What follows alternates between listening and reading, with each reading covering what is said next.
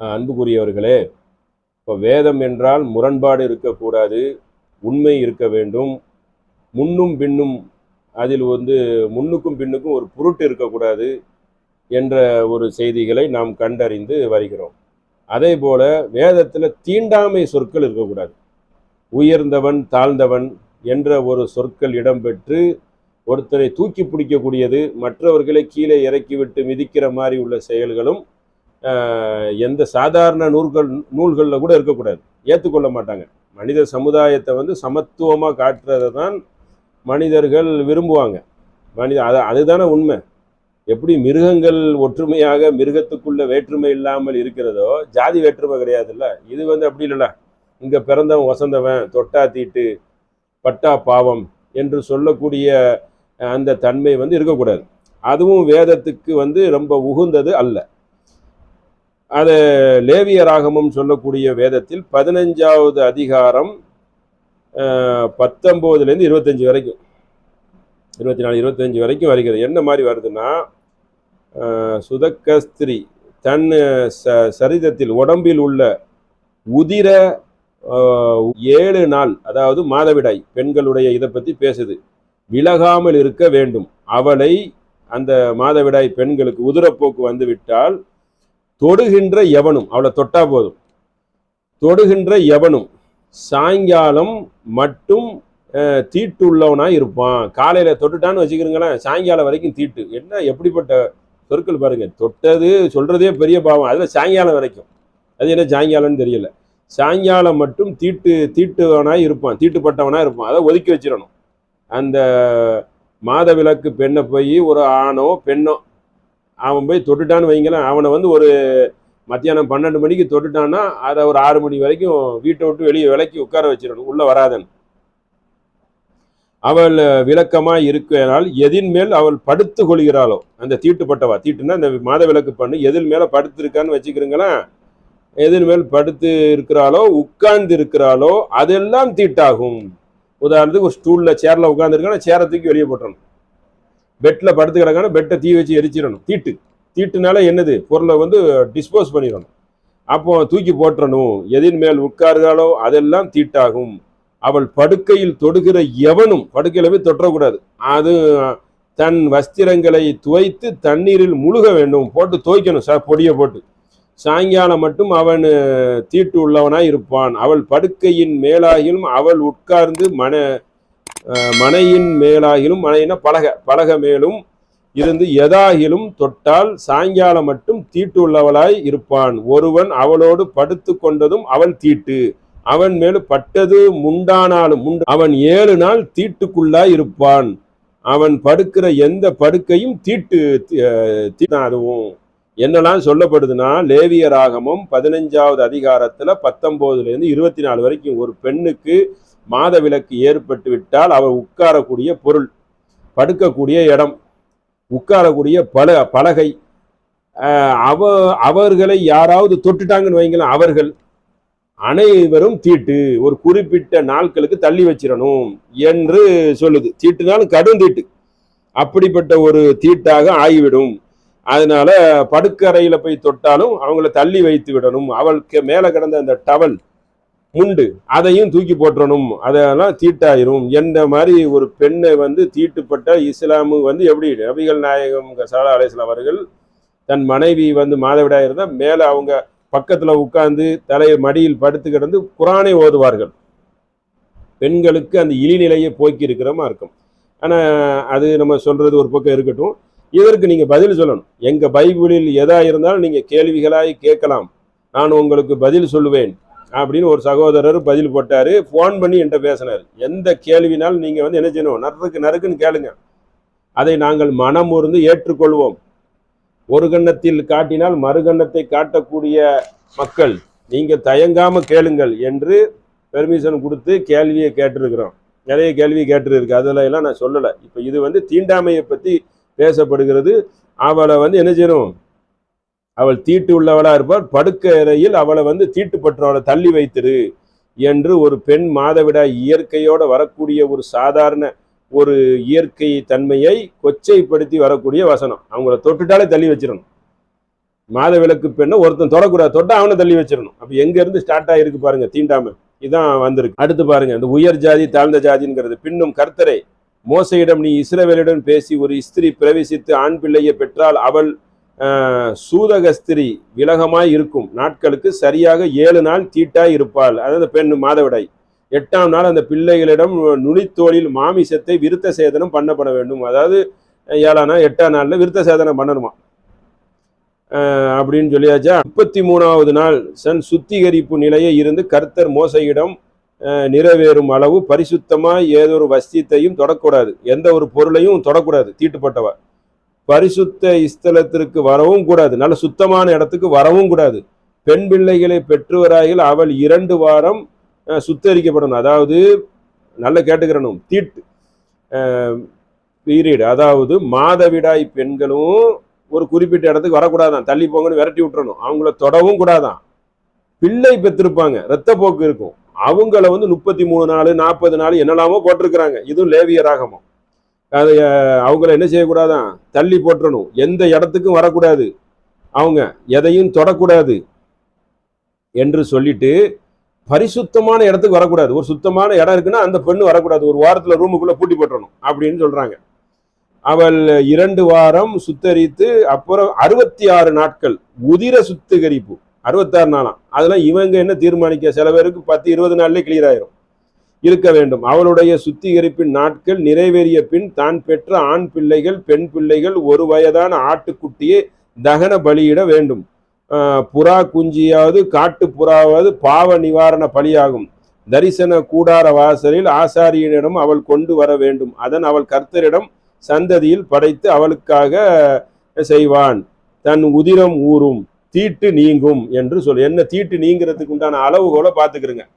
லேவியராகமம் 12வது அதிகாரத்துல 1ல இருந்து 8 வரைக்கும் நம்பர் சொல்லியாச்சு. என்ன மாதிரி சொல்லப்படுதுன்னா, தீட்டு 1, பெண் பிள்ளைய ஆண் பிள்ளையோ பெண் பிள்ளையோ பெத்துட்டாங்கன்னு சொன்னா அந்த சுத்தரிப்பு 66 நாளாம் 33 நாளாம் அவங்க பரிசுத்தமான இடத்துக்கு வரக்கூடாது, எங்கேயும் வரக்கூடாது, அவங்கள ஓரமா ஒதுக்கி வச்சிருங்க என்று இது ஒரு சட்டத்தை ஒண்ணு போடுது. இதெல்லாம் நடக்குமா?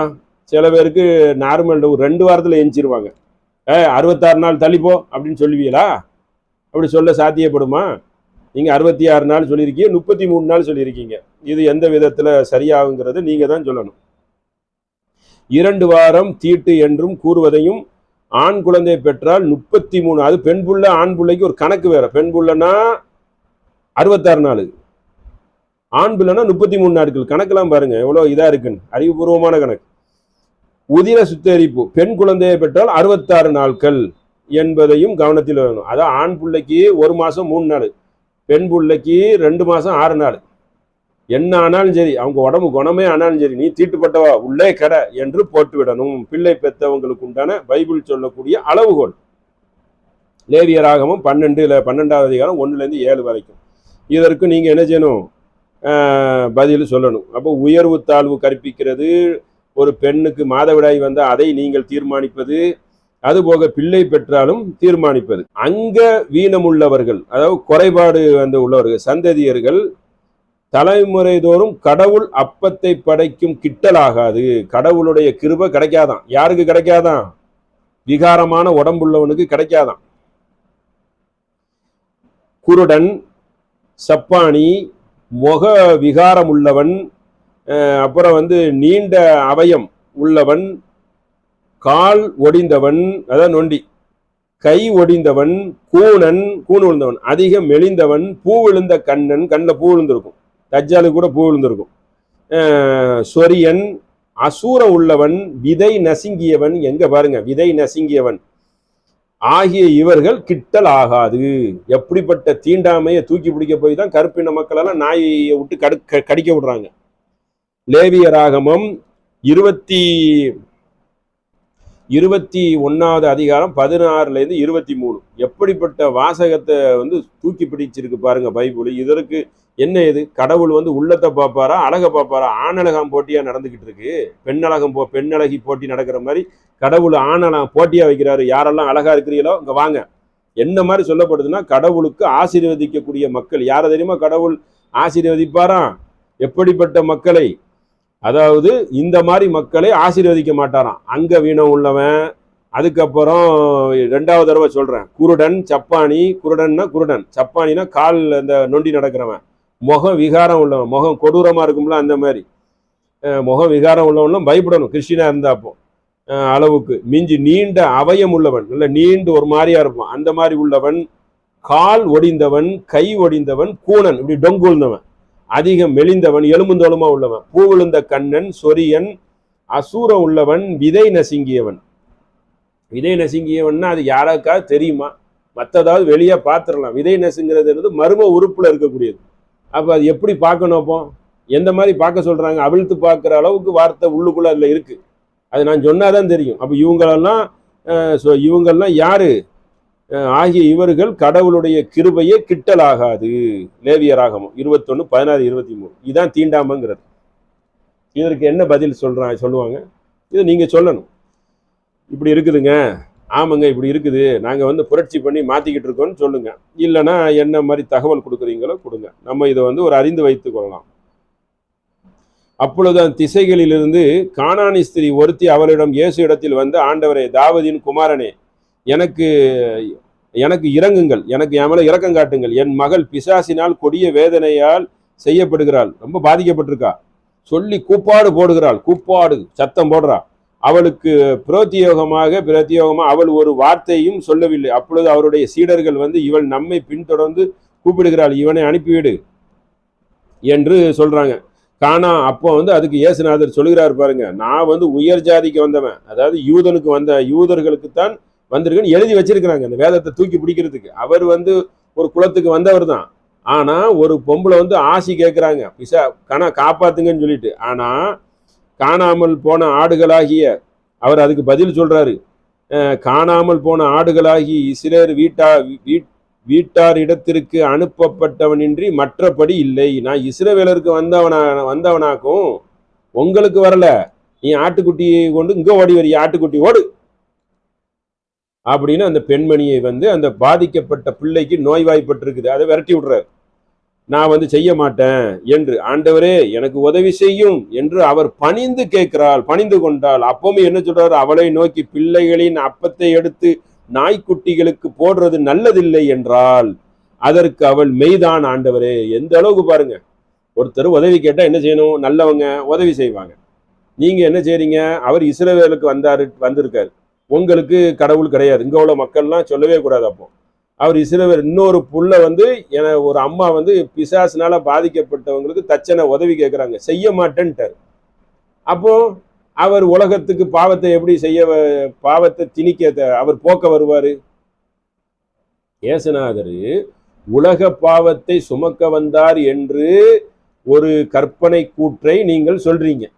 ஆனால் பக்கத்துல இருக்கக்கூடிய தேசத்துல இருக்க பக்கத்து ஊர் அந்த அம்மா என்னை காப்பாத்துக்குன்னு சொன்னா ஓடிப்போ, நான் பிள்ளையின் அப்பம்னா இஸ்ரவேலர், அவங்களுக்கு கொடுக்கக்கூடிய அப்பத்தை எடுத்து உனக்கு தர்றது நல்லதில்லை, ஓடி போய்விடு, உனக்கு நான் வரவில்லை, எதுக்கு நான் அவர் தரமாட்டேன்ட்டாரு. அப்போ உலக பாவத்தை அவர் எங்க இருந்து சுமப்பாரு? அதற்கு நீங்க பதில் சொல்லணும். அது ஒன்னாயிட்டா, அப்பத்தை எடுத்து போடுறது நல்லதில்லை என்றால் அதற்கு அவள், மெய்தான் ஆண்டவரே. அந்த பொம்பளையே ஒத்துக்கிட்டார். சரி, நான் ஆயினும் நாய்க்குட்டிகள் தங்கள் எஜமானின் மேஜைகளிலிருந்தும் விழும் துணிக்கைகளை தின்னும் என்றால், ஏதோ மிச்சம் எச்சங்கிச்சம் போட்டாலா தின்னுகிறவன், அதான் அர்த்தம். நாய்க்குட்டிகள் தங்கள் எஜமான அப்படின்னு சொல்லி இந்த அம்மா சொல்லுது. மத்தேயு 15வது அதிகாரம் 22வது வசனத்திலிருந்து 27, கிட்டத்தட்ட ஒரு 5 வசனம். அப்பொழுது நீ சொன்ன வார்த்தையின் நிமித்தம் போகாமல் பிசாசு ஒன்று மகளை விட்டு நீங்கி போயிற்று என்றார். மார்க்கு 7:29 இது சொல்லுது. திரும்படி ஏதோ காப்பாத்தின மாதிரி மார்க்ல எழுதியிருக்காரு. ஆனா மத்தேயுல என்ன சொல்லி போட்டாரு? கிடையாது அப்படின்ட்டார். அப்பொழுது நீ சொன்ன வார்த்தையின் நிமித்தம் போகலாம், நீயா சொல்லியிருக்க, போனா போகட்டும் அப்படின்னு ஏதோ ஒரு துச்சமான முறையில என்ன செஞ்சுட்டாரு? சொல்லிட்டு நகர்ந்து போயிட்டார். சும்மா சாதாரணமா சொல்லிட்டு போயிட்டார். முதல்ல தரமாட்டேன்ட்டார், நாய்க்குட்டி அப்ப பிள்ளைகளுக்கு போடுறத போட மாட்டேன்னு சொல்லிவிட்டார். இதுதான் என்னது? இதன் பிரகாரம் என்னது? இதான் ஜாதியை தூக்கி பிடிப்பது. நான் இஸ்ரவேலருக்கு வந்தவன், நீங்க எல்லாம் தாழ்த்தப்பட்டவர்கள் என்று ஒரு சொல் அது உள்ள இருக்கு, இல்லைன்னு மறுக்க முடியாது. இப்படி இல்லை இருக்குங்கிறத நீங்க தான் என்ன செய்யணும், விளக்கி நீங்க வந்து சொல்லணும். ஆசாரியன் திரும்ப வந்து பார்க்கும் பொழுது வீடு பூசப்பட்டு விட்டாலோ, ஒரு வீடு வந்து தீட்டுப்பட்டாலோ, ஒரு வீட்டுக்கு ஒரு தர்த்திரியம் நடந்துட்டாலோ அவங்க எழுதி வச்சிருக்கிறாங்க. அந்த வீட்டுக்கு வந்து என்ன தெரியுமா செய்யணுமா, அதுல கண் திஷ்டியோ ஏதோ விழுந்து விட்டால் ஆசாரியன் அந்த வீட்டை சுத்தம் செய்ய வேண்டும்.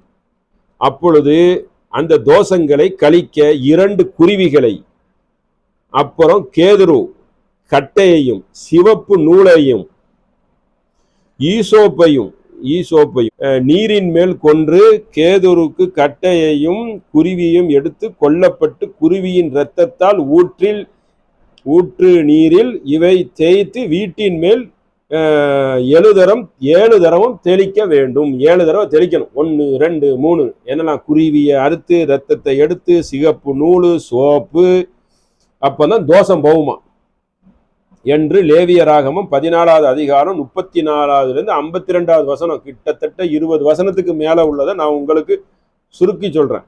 ஆசாரிகளே அதனுடைய அந்த தோஷம் நீங்கன்னா இதுதான் மூட பழக்கங்கிறது.